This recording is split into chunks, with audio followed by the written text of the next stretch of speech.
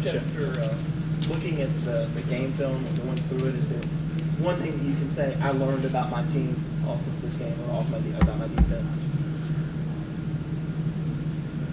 Oh, we showed incredible fight. You know, the first 2.5, 3 quarters, and not so much the last part of the game. So didn't finish, but I know we're good enough to have a very good defense, and we didn't show that though on Saturday. The game's 60 minutes long, so. Brady still seemed really frustrated by last weekend. So he was disappointed that some guys, in his opinion, didn't maybe give maximum effort, especially towards the end. Yeah, I mean, you can use a lot of different adjectives, ways to describe it, but I mean, you're pissed. I mean, you had a team. You know, from a defensive standpoint, you want the game on the line, you want the opportunity to win the game, and we had every opportunity to do that and didn't do it. So Georgia was a better team in the fourth quarter. They wanted it a little bit more, and they out-executed us and outplayed us, you know, when the game was on the line.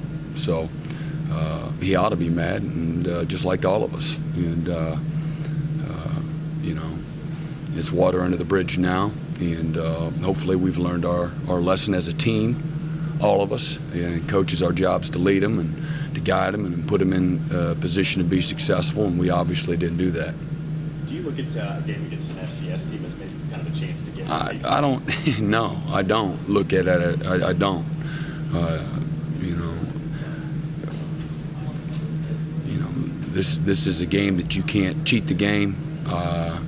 You got to have great respect for the game, and regardless of the opponent, there's a particular mindset and an attitude and physicalness that it requires. And if you're off your game, and if you've got your guard down, if you don't have, again, a great sense of desperation, a great respect for your opponent and for the game itself, then again you'll get exposed, whether it's Georgia between the hedges or it's South Carolina State. So that's always been our mindset and our mantra. Doesn't mean we always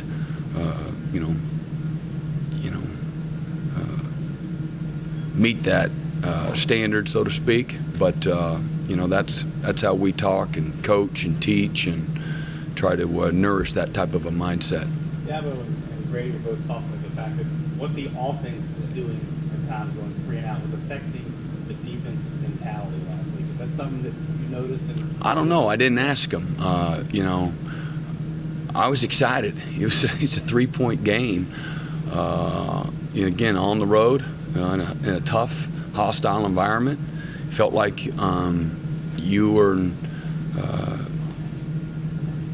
you had every opportunity to win the game based on how the game was going. They're going to make some plays, but by and large, we felt, again, up through start of the fourth quarter, hey man, everybody's up off their feet, got their 4 fingers up.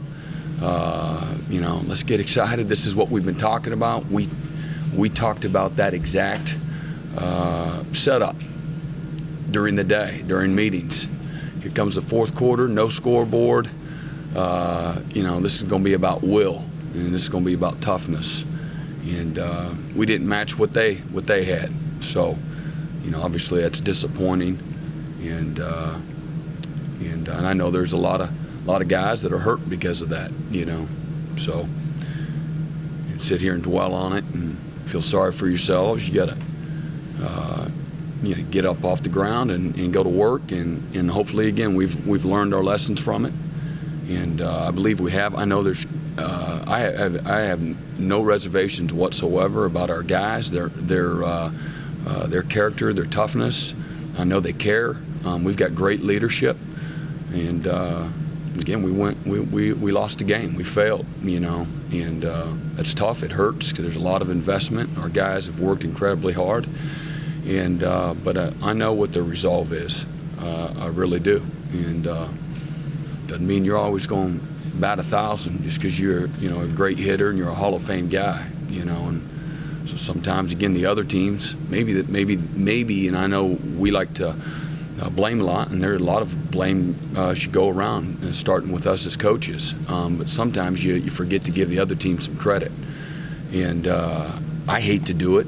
I don't like to give them other credit, but I also have respect for the game and recognize execution and performance, but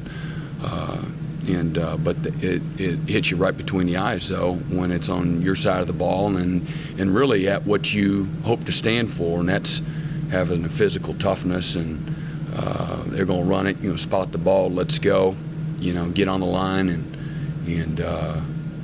we failed. So that's the tough, humbling part of it. Going forward, do you rethink any of your personnel decisions, or are you satisfied that you have people that you need where you need? Yeah, we got the right guys. Yeah, we substituted more liberally in a tight game than we have. We, for the most part, we emptied our entire 2 deep and even some 3. So yeah, I mean, I don't see any physical limitations. I think a couple of young secondary guys kind of got baptized quickly on run support in particular, and but otherwise, I thought our guys were fine at the positions they were in. Certainly. Maybe some of their heavy personnel. Maybe you take out one of the corners and put a bigger DB in there. Yeah, you always are looking, and that's one thing in particular that you go back and. But the things that you knew based on the scouting report, again, they did a good job of working and finding something that eventually worked, and the dam broke there in the last couple of drives. But going into that game, that wasn't necessarily something that those guys had seen a lot of. I know you like coaching off of mistakes rather than successes. You had a lot of good things in the first half and bad things in the second. Will you hammer home the second half more? Those last 15 plays, yeah. I mean, it was the last 15 plays. We had 13 missed tackles in the last about 16 minutes, and positioning was poor. Aggression wasn't what it needed to be across the board, and again, having that sense of desperation when the game's on the line, you have an opportunity to win it. All those things are poor. You always go back and, well, maybe we should have been called this, or you called that, and as long as what you call is sound, you ought to be able to execute. So there's always, you're looking back and reevaluating, some of the things that worked in the first half didn't work in that last quarter, and but it's a game of football. It comes down to, again, all the intangibles that we talk about, and certainly execution is one. We got out-executed. Talking so much about the struggles in the fourth quarter, history says Saturday's game is not going to come down to the fourth quarter. I know you have to prepare that way, but how does that affect what you learned from your defense this week if maybe the key guys aren't in there in the fourth quarter when that was the spot in the game last week where they wore down? Well, this isn't any, aberration in regards to finish, whether it's your 1s, your 2s, your 3s, you want to be complete in competing, and because again, you're in a production-based bottom line profession, and you either get it done or you don't, and when you don't, there's no trying to play on 2 sides of the fence, and so regardless of who you're playing, that's always, again, you go out there and play really good and say you get a big lead in a game, and then you put some down the line guys in the game and they flop around and can't get out of their own way, but you still win by 5 touchdowns. We're not happy, and so again, it's all about finishing and being clean and executing and playing with great effort and being precise and all of those things combined, regardless of your competition. So, last week is a humbling reminder about the finish. And again, you've been in games where you've been down and you come back and win, and you've been in games where you've been up.